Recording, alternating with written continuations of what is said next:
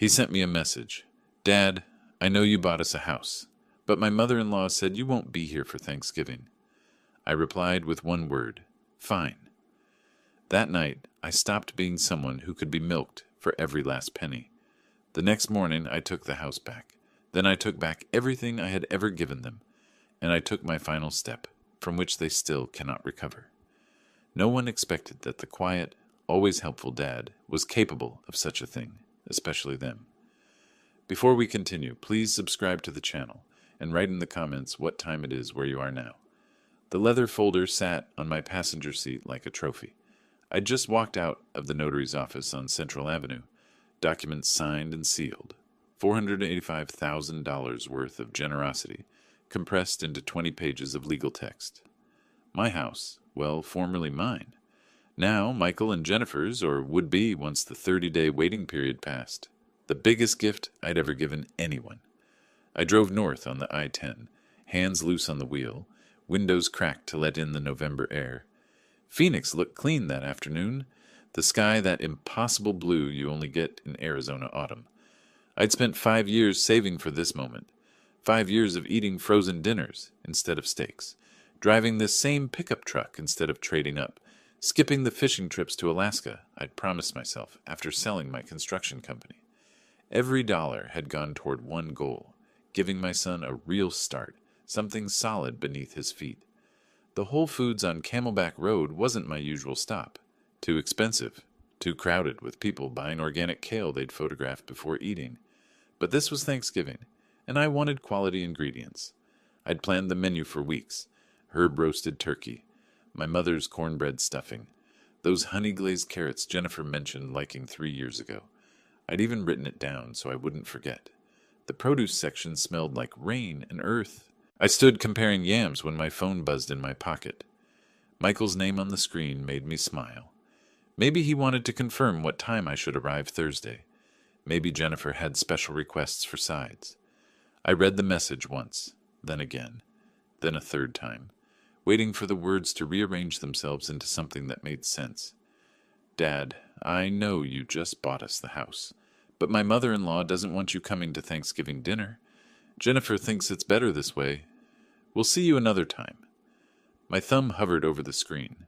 Around me, families loaded carts with ingredients for their own gatherings. A man debated turkey sizes with his wife. 2 kids argued over which pie filling their grandmother preferred. Normal people preparing for normal holidays with people who wanted them there. I typed, after everything I've done, the house I just signed over, you're choosing her mother over your own father. Deleted it. Typed, I deserve better than this. Deleted it. Typed, we need to talk. Deleted that too. The phone felt slick in my palm. I'd paid for Michael's wedding 5 years ago, $35,000 for a ceremony Jennifer's parents couldn't afford but insisted upon. Paid for the honeymoon to Bali. Loaned him $15,000 for a car he promised to repay in 6 months. That was 3 years ago. Covered $8,000 in credit card debt he'd called a temporary rough patch. Bought $12,000 worth of furniture when they moved into their rental apartment, because Jennifer wanted everything new, nothing from thrift stores or my garage. And now Patricia, a woman I'd never met, didn't want me at dinner in the house I'd just purchased for her daughter. Excuse me, dear, are you all right? You look pale. An elderly woman stood beside me, concern creasing her face. Her cart overflowed with ingredients for a feast. Family photos decorated her phone case. Fine, I said. My voice sounded mechanical, borrowed from someone else. Just remembered something. I looked at my phone again. The cursor blinked in the empty message field, waiting for wisdom I didn't have. Instead, I typed one word. Okay. Sent it. The shopping cart sat abandoned where I'd left it. Yams and fresh herbs already chosen, already worthless. I walked through the automatic doors into the parking lot. The afternoon sun hit different now. Too bright, too indifferent. Inside my truck, I placed the leather folder on the dashboard. 20 pages. 5 years of sacrifice. 1 text message. My hands found the steering wheel, gripped it. The screen protector cracked slightly at the corner. I hadn't realized I'd been squeezing the phone that hard. The fracture spread like a frozen river, small and contained but permanent. I sat there 15 minutes, maybe 20. Time moved strangely, thick and resistant. Other shoppers loaded bags, drove away, returned, loaded more. Through the windshield, I could see people inside the store, pushing carts, picking through produce, planning holidays with families who wanted them.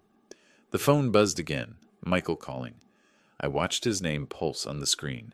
Once, twice, 3 times. Then fade to a missed call notification. He'd call again. They always did when they needed something. I started the engine but didn't shift into gear. Just sat there with the idle rumbling beneath me, staring at that leather folder. Inside were documents transferring ownership of a house, bought with retirement money, pension funds, the profits from a business I'd built from nothing over 30 years.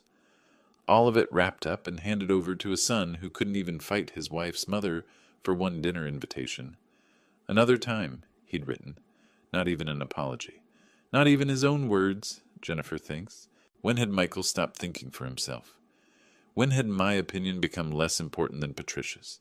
A woman whose face I'd never seen, whose voice I'd never heard, who nevertheless held enough power to erase me from a holiday in my own house. Not my house anymore. That was the point, wasn't it? I'd given it away, signed the papers. 30-day waiting period before the transfer completed, but the intent was clear, the gesture made.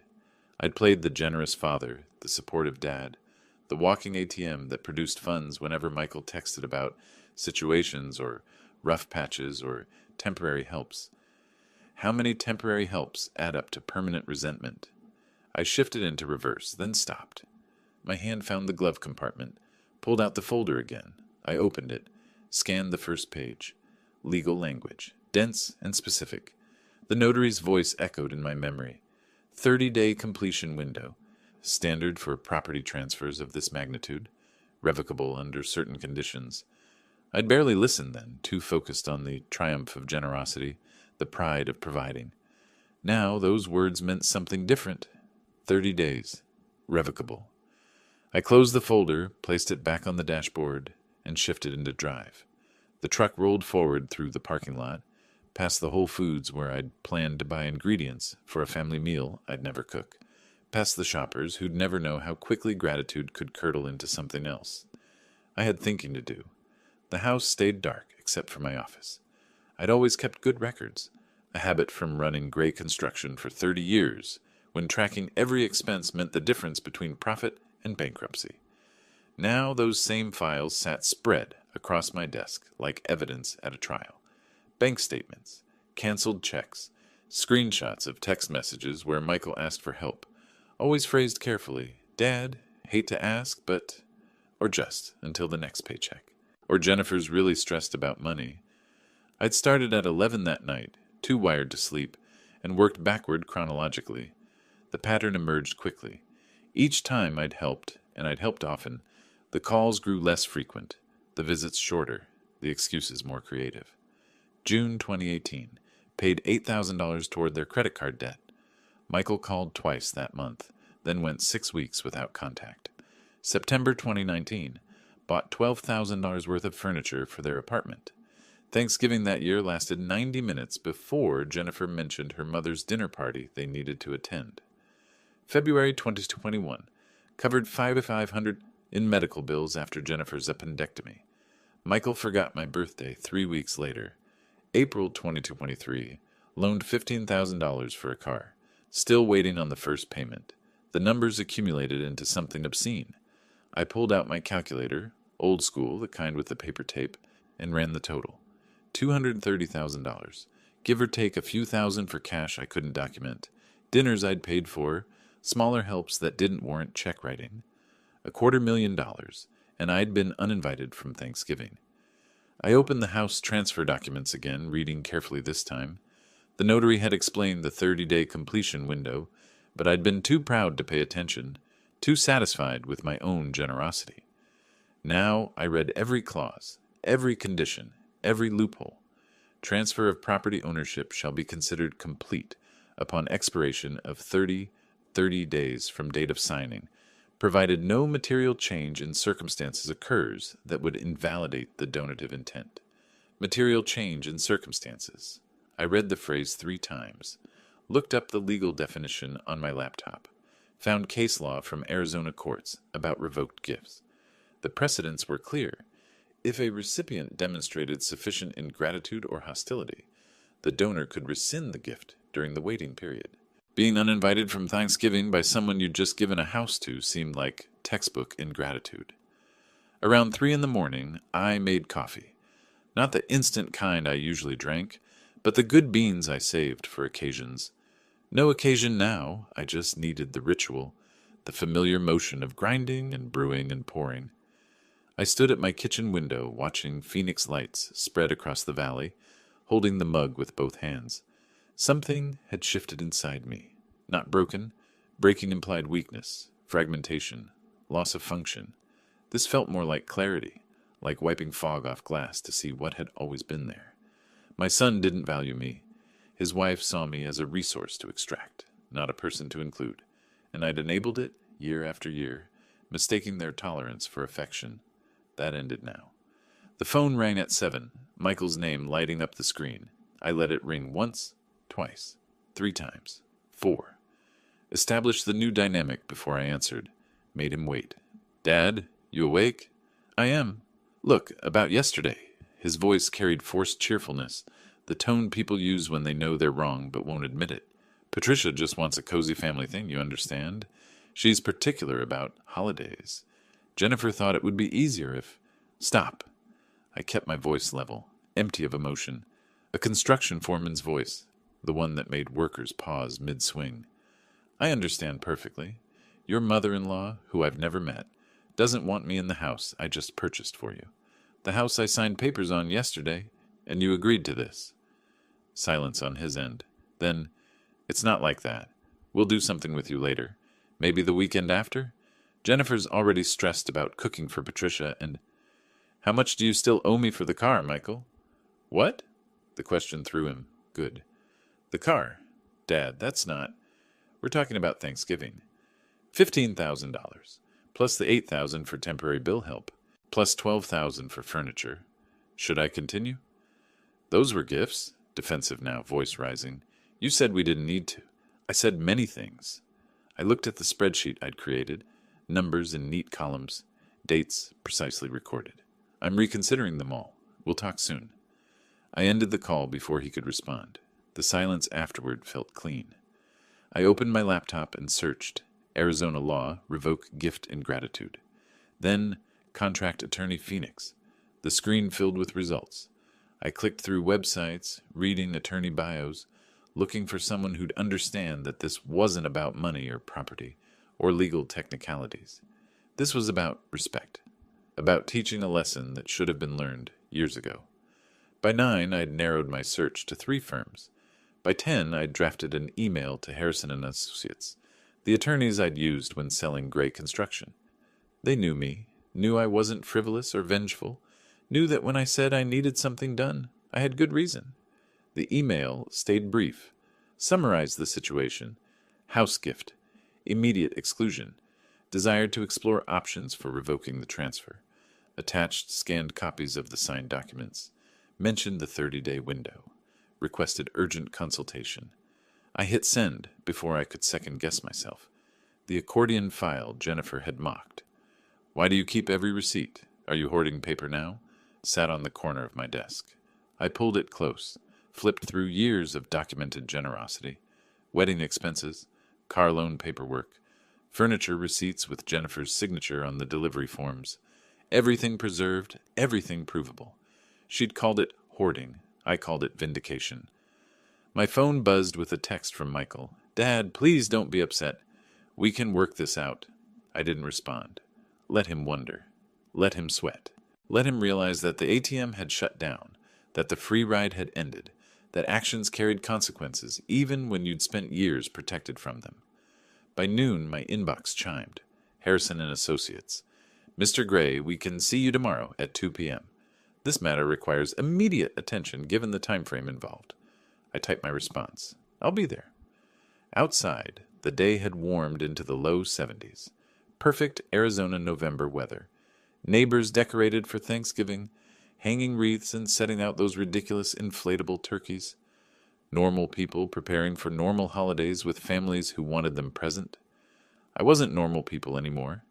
I made a fresh pot of coffee, returned to my desk, and began organizing documents into categories. Loans never repaid, gifts never acknowledged, promises never kept. Each folder grew thick with evidence. Each page told the story of a father who'd given everything and received nothing except a text message uninviting him from the house he'd bought. By afternoon, I had an appointment scheduled. The 30-day window was closing, but I had time enough. Robert Chen's office occupied the 12th floor of a glass tower on Central Avenue, the kind of building where attorneys charged enough to afford conference rooms with views. I'd used Harrison and Associates when selling gray construction. They knew me as someone who didn't waste their time. Robert looked the same as 5 years ago. Sharp suit, reading glasses perched on his nose, that careful expression lawyers wear when they're deciding whether you're serious or delusional. I spread my documents across his mahogany conference table. The house transfer papers, when they're deciding whether you're serious or delusional. I spread my documents across his mahogany conference table. The house transfer papers. The text message, enlarged and printed. 10 years of financial records, organized by date, amount, and broken promise. He read silently, making notes on his legal pad. The scratch of his pen filled the space between us. "Tell me about Arizona's gift revocation laws," I said. Robert tapped his pen against the pad. "You're talking about Section 25-211. Gross ingratitude. A donor can revoke a gift if the recipient demonstrates conduct that would justify disinheritance. It's rarely invoked, but when it is," he gestured at my documents, "cases like this. Substantial gift followed by immediate rejection or hostility. Being uninvited from Thanksgiving after purchasing someone a house, that qualifies? Textbook example." He pulled a statute book from his shelf, slid it across the desk with one finger marking the page. "The precedent is clear. The 30-day transfer window gives you legal standing. With this documentation," he gestured at the text message, "we filed today." I signed the revocation papers with the same pen I'd used 3 days earlier for the original documents. Different paperwork, same blue ink. The irony registered somewhere in my mind, but I didn't comment. Just signed my name and slid the papers back. "I want everything documented," I said. "I may need more from you soon." Robert's expression didn't change. "Understood?" Amanda Foster, the notary who'd handled the original transfer, filed the revocation with Maricopa County that afternoon. By morning, a certified letter was en route to Michael's workplace. 2 days later, I was in the parking garage beneath Robert's building, discussing a separate matter, when my phone buzzed. Michael's name appeared on the screen. I let it ring twice. Needed that moment to prepare. "Hello, Michael. What the—" His voice cracked, somewhere between rage and panic. "Dad, what is this? A revocation of gift? You can't do this. We've already told everyone. Jennifer's parents came to see the house. We posted pictures. People at work know." I leaned back against my truck.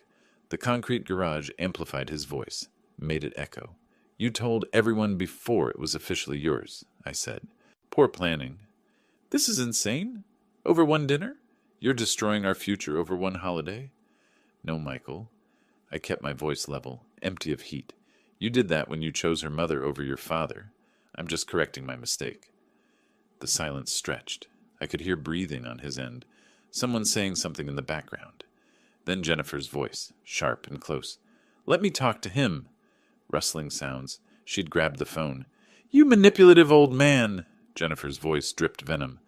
"After everything we've done for you, the visits, the calls, dealing with your constant expectations, you think money means you own us?"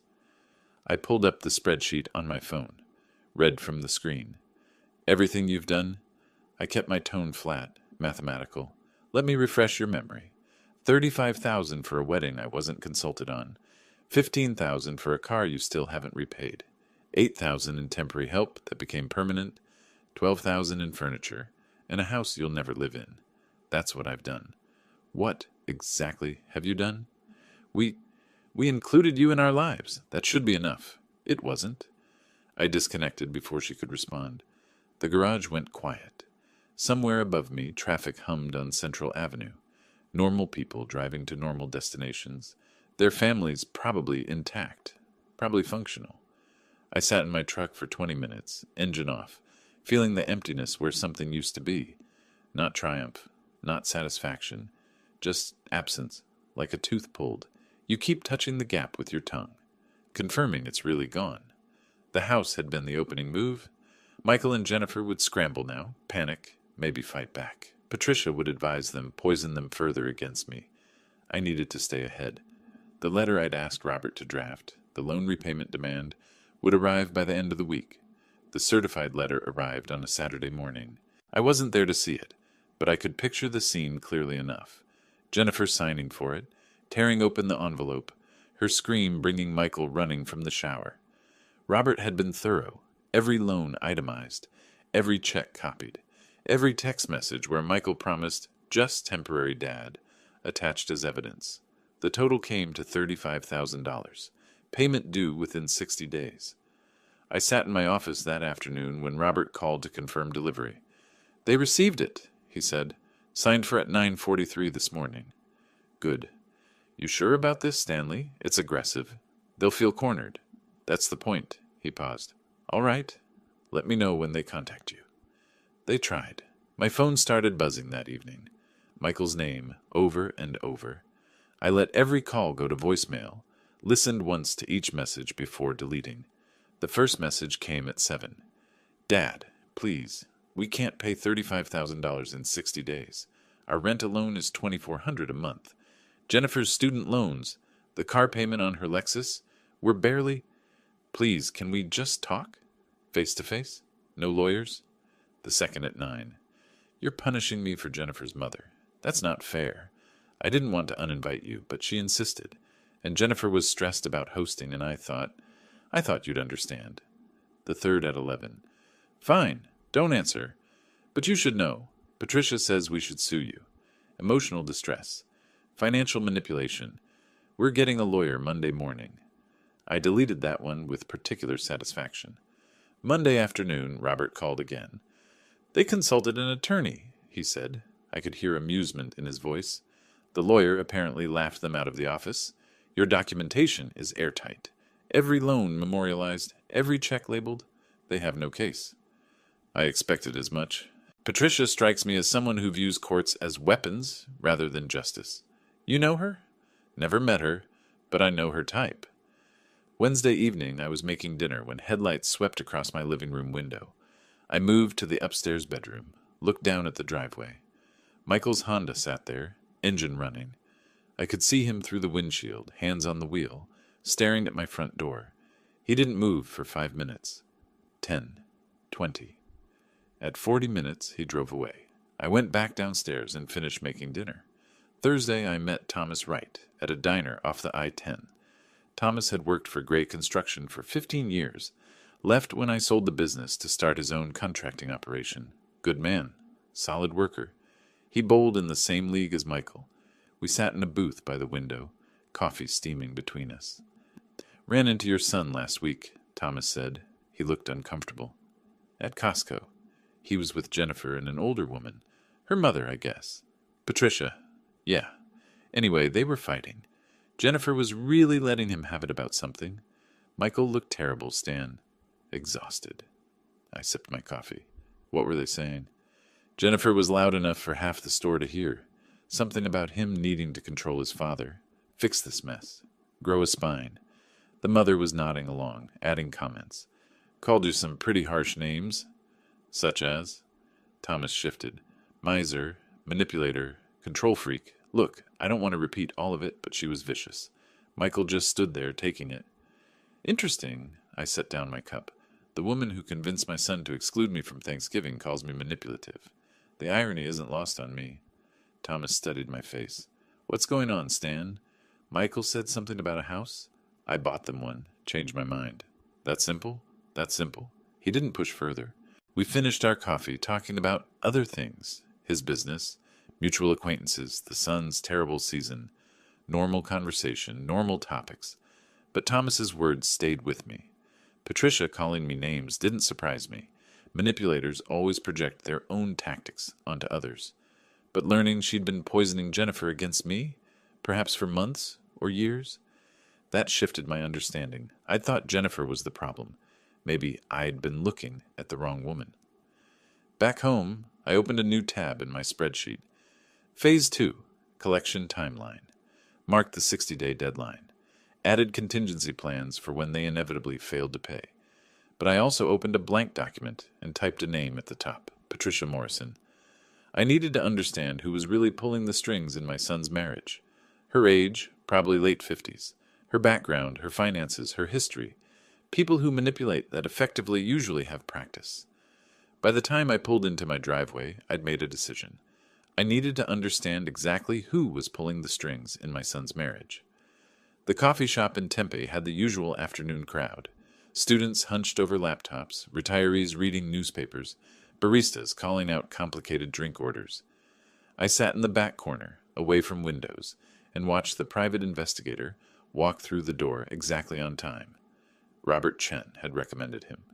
Discreet, thorough, doesn't ask questions you don't want to answer. The investigator, Marcus, no last name offered, slid a manila folder across the table.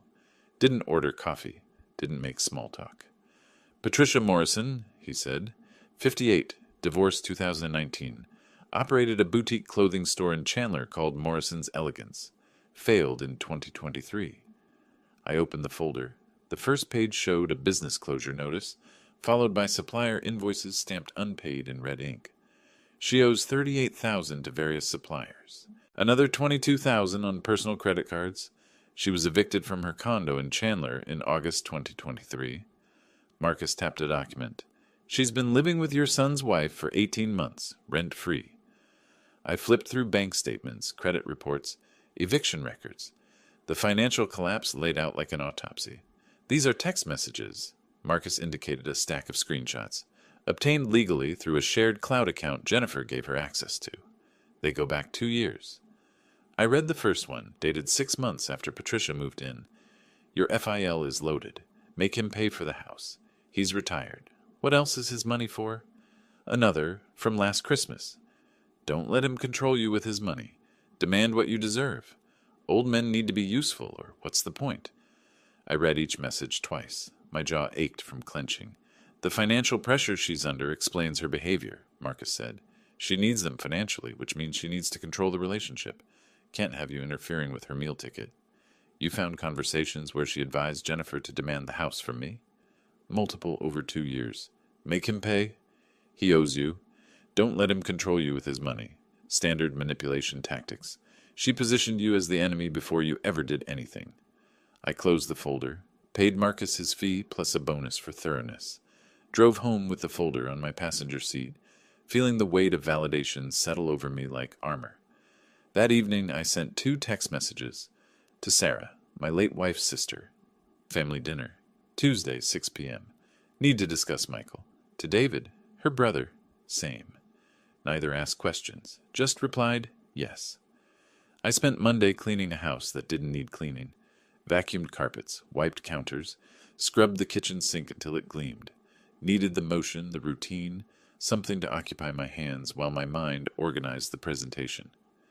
Tuesday at 6, Sarah arrived first. She'd watched Michael grow up, babysat him when my wife and I went to construction conferences, taught him to ride a bike when I was working 18-hour days. Her hug lasted longer than usual.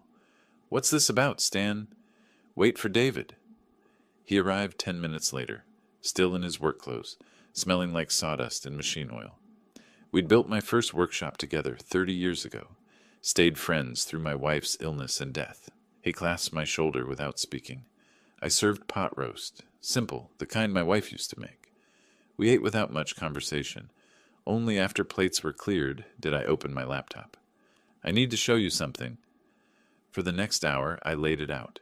The house gift, the text message excluding me from Thanksgiving, the revocation, the loan demand, and then Patricia's report, bankruptcy, parasitic living situation, 2 years of documented manipulation. Sarah's eyes filled with tears, not sadness, fury. Stanley, I knew Jennifer had changed toward you, but I didn't realize Patricia has been poisoning her against you this whole time, while living off them. For 2 years, apparently. The investigator found texts going back to when she moved in. She convinced Jennifer I was trying to control them with money. Ironic, considering her motivation. David stood by the window, holding pages of the report with hands that shook slightly. Michael needs to know about this, he said quietly. His own mother-in-law has been manipulating his wife against you while freeloading. Does he know? I doubt it. Patricia works in shadows, but he's about to find out when family starts asking questions. Sarah pulled out her phone. I'm calling him right now. She walked to the living room. I heard her voice, controlled at first, then rising. Michael, it's Aunt Sarah. Your father invited David and me over tonight. He showed us everything, the house, the money, Patricia's debts, the text messages. How could you exclude him from Thanksgiving? After everything he's done? After what your mother would have wanted? Michael's voice came through faintly, defensive. Sarah cut him off. Jennifer's mother is a manipulator with $60,000 in debt who's been living off your wife for 2 years. Your father documented everything. The whole family knows now, Michael. We're all ashamed of how you've treated him. She made 2 more calls that night, her daughter, David's son. By morning, the extended family network was buzzing. Over the next 3 days, my phone stayed quiet, but Thomas Wright sent screenshots. Cousin Jennifer on Mom's side texting Michael, "We all know what you did to Uncle Stan." Aunt Margaret removing Jennifer from the family Facebook group. Old photos from past Thanksgivings being reposted with pointed captions. Remember when family actually meant something? I saved each screenshot to my documentation folder. Didn't smile, didn't gloat. Just watched the social pressure build like water behind a dam. Thursday evening, Thomas called. Saw your daughter-in-law at Target. She looked like she'd been crying. Turned around and walked out when she spotted me in the electronics section. Patricia still living with them? According to Michael, yeah. He mentioned it at bowling last night. Said something about his mother-in-law not understanding boundaries. The cracks were showing. Sarah. Michael called me back. He was different, quieter. Asked if I really believed he'd treated you badly. I told him yes, absolutely, and your mother would be heartbroken. He didn't argue. Just hung up. The family knew the truth now, but truth doesn't pay debts. In 3 weeks, the deadline would arrive, and I wondered what Michael would sacrifice first. The rejection letters arrived like verdicts. Chase Bank. Unfortunately, your debt-to-income ratio exceeds our lending guidelines. Wells Fargo. Your application cannot be approved at this time due to insufficient collateral and recent credit inquiries. Bank of America. We are unable to extend credit based on current financial obligations. I didn't see these letters, but Thomas did. He'd bumped into Jennifer at a coffee shop, watched her sit alone at a table covered in paperwork, her phone face down beside a calculator that displayed numbers she kept re-entering as if different inputs might produce different mathematics. Thomas texted me a photo from across the room. I could see the bank letterhead, the defeated slope of her shoulders. 3 weeks had passed since the family dinner. The 60-day deadline for the loan repayment loomed 5 days away. Michael and Jennifer had $4,800 in savings. They needed $35,000. The math murdered hope. Thursday evening, I learned this later from multiple sources, Jennifer sat at their dining table with every bill, every statement, every shred of financial documentation they owned. Michael stood behind her, watching her calculate their way out of a problem that had no mathematical solution. The bank said no. Jennifer's voice was brittle with panic. Again, that's 3 banks, Michael. Our debt to income is too high. They won't touch us. We have $4,800 in savings and need $35,000 in 7 days. What are we going to do? Sell the car, Michael said. His voice sounded hollow, rehearsed. List the furniture. Borrow from your parents. Something. My parents already think we're failures, and your father, is destroying us. Can't you do something? Anything? Patricia sat in the living room, pretending not to listen. She'd been making phone calls all day, reaching out to friends she claimed could help. Jennifer and Michael had listened to each call end with excuses and apologies. Now Patricia tried again, dialing someone named Linda. I know I still owe you from last year, but this is different. No, I understand. Okay, goodbye. She hung up, turned to Jennifer with a forced smile. She can't help right now, but I have other friends. No, you don't. Jennifer's voice broke. You have debts and excuses. You promised you could help us. You said family sticks together. You told me to stand up to Stanley, and now we're drowning because I listened to you. I was protecting you from his manipulation. He uses money to control people." Michael spoke quietly, dangerously. "No, Patricia, you do. You've been living here rent-free for 18 months. You convinced Jennifer to demand things from my father, while you contributed nothing. I want you gone by tomorrow." The silence that followed felt geological. "You can't throw me out. I'm Jennifer's mother." Jennifer stood up from the table. "Michael's right. Pack your things." Patricia left Saturday morning. No goodbyes, just the click of the door and the weight of absence. By then, Jennifer had already posted her Lexus on every sales platform she could find. Facebook Marketplace, AutoTrader, Craigslist. The listing price, $26,000, $4,000 below market value. Desperation has a smell. Buyers recognize it. Tuesday afternoon, I was at my desk reviewing contracts when I glanced out the window. Michael's Honda sat in the company parking lot. I checked the time. 2:47 p.m. I returned to my work, took 3 phone calls, reviewed 2 bids, made notes for Thursday's meeting. At 5:30, I gathered my things and headed to the parking lot. Michael's car was still there. He got out when he saw me, walked toward my truck with the posture of someone who'd already lost. "Dad, please, just hear me. We communicate through Robert now, Michael. You know that. We can't get the money." His voice cracked. "The bank said no. We're selling Jennifer's car, selling furniture, but we'll still be short. Can we work out payments? A plan? Something?" I didn't get out of my truck. Kept the window down, engine running. "You had 60 days. You chose to spend 3 weeks panicking instead of acting. The deadline is Friday. Full payment or Robert files and suit Monday morning. Those are your options." "I'm your son?" The words hung between us. I looked at him. Thinner than a month ago, exhausted, trapped. "You were my son when you excluded me from Thanksgiving," I said. Each word came out measured, cold. "You were my son when you let Patricia manipulate your wife against me. You were my son when you spent 10 years treating me like an ATM. Now you're a debtor. Pay what you owe." I rolled up the window, drove away. In my rearview mirror, Michael stood in the parking lot, alone. That evening, Thomas called. Saw Michael and Jennifer at the used car lot on Mill Avenue. She was crying while they negotiated trade-in value. Manager was lowballing them. $15,000 for a Lexus worth $28,000. Desperation pricing. They took it. Did they reach the full amount? Not even close. Maybe $22,000 total with furniture sales. They're still $13,000 short with 2 days left.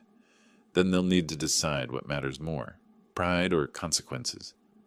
Friday morning arrived, deadline day.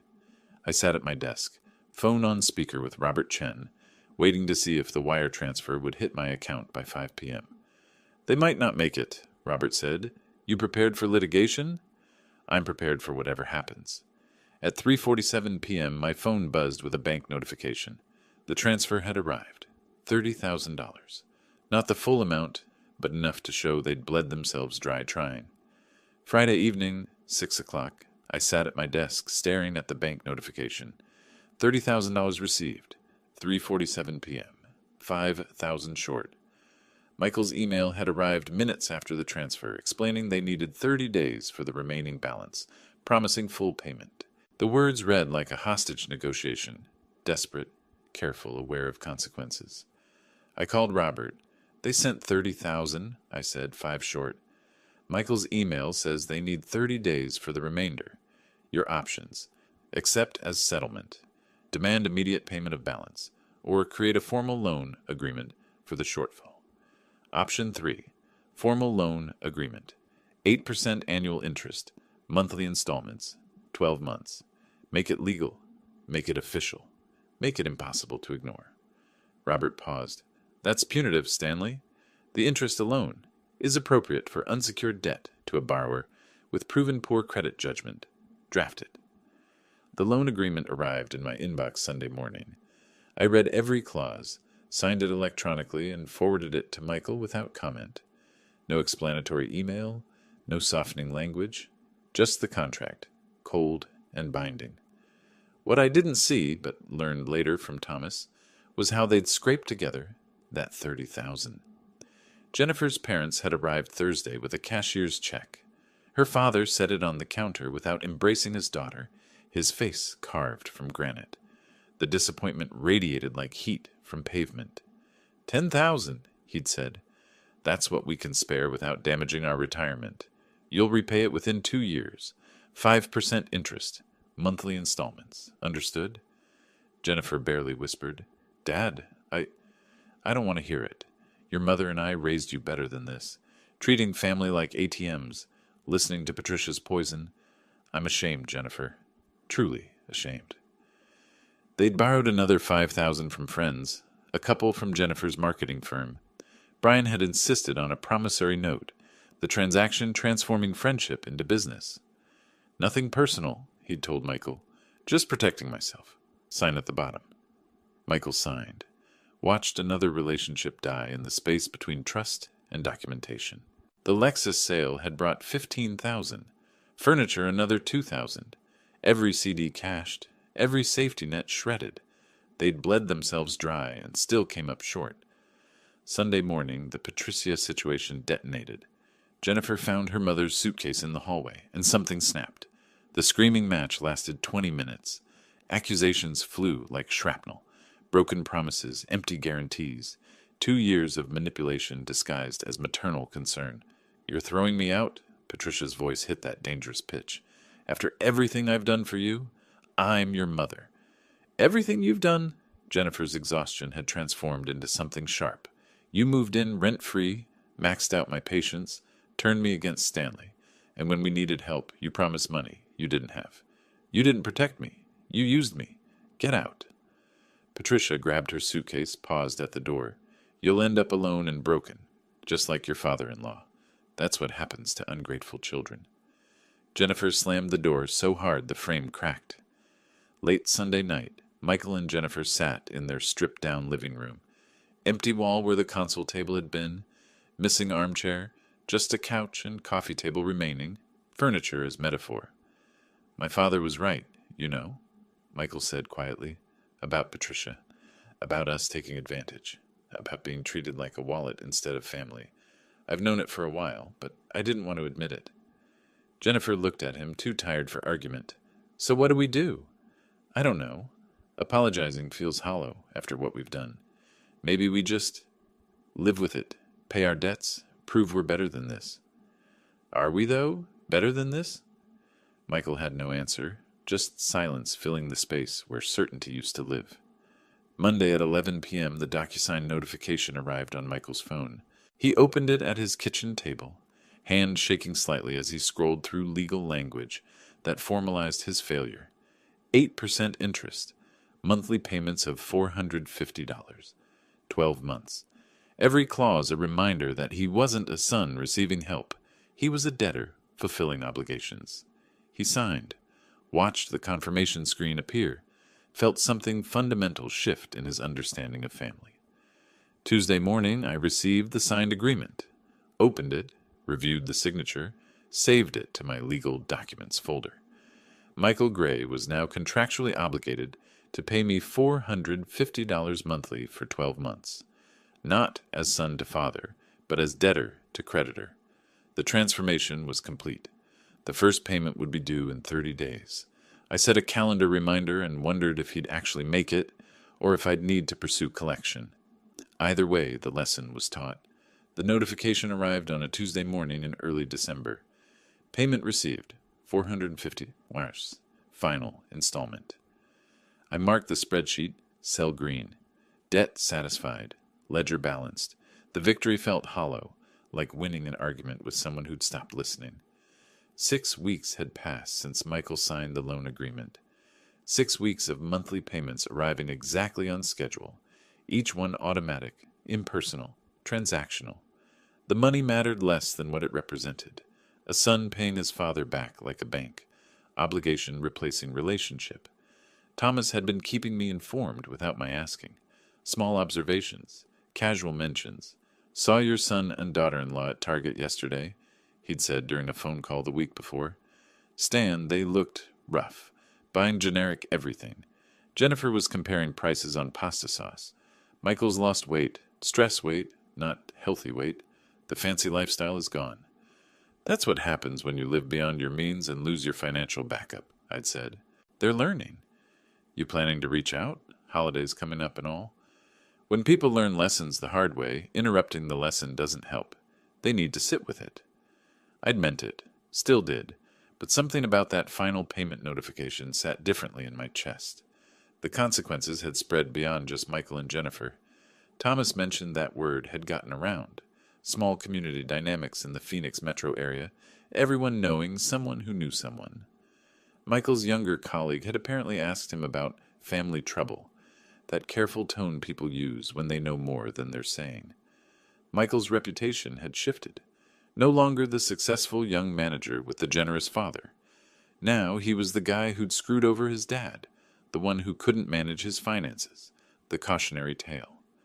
Wednesday afternoon, a certified letter arrived. I signed for it, recognized the return address immediately.